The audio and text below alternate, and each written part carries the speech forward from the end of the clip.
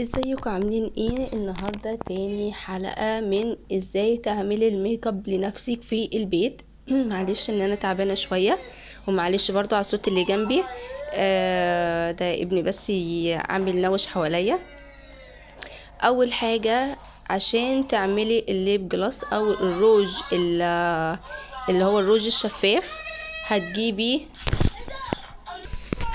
معلقتين فوزلين ومعلقتين جوز هند ومعلقتين جل الصبار، وهنخلطهم كويس جدا جدا جدا مع بعض.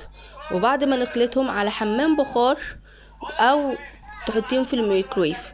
لو انت عاوزاه في لمعة هتحطي شوية هايلايتر عشان يكون في لمعة، ولو انت عاوزاه لونه بينك شوية ممكن تحطي اي حتة روج صغيرة جدا، تبدأي ان انت تسيحيها معاهم.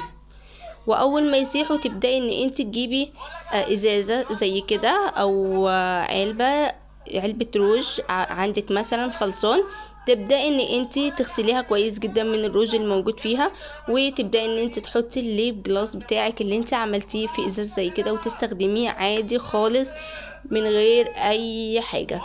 وبكده انت تكوني عملتي الليب جلاس بتاعك او الروج الشفاف من غير اي دربكة او اي حاجة صعبة. هو سهل جدا جدا، هو زي ما قلت لك المقادير او الطريقة اللي انا قلتها لك.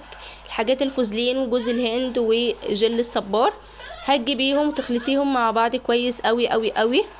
ولو انت عاوزاه بينك هتحطي حتة روج صغيرة وتسيح معاهم على حمام بخار او في الميكرويف، وتبداي ان انتي تحطيهم في الباكج بتاعتهم او ازازة انت تكوني خلصانة عندك وتغسليها. وبكده هنكون عملنا الليب جلاس بتاعنا او الروج اللي هو الروج الشفاف. واشوفكم باذن الله في الفيديو اللي جاي وطريقة جديدة من الميك اب بتاعك اللي انت تعمليه في البيت باقل التكاليف.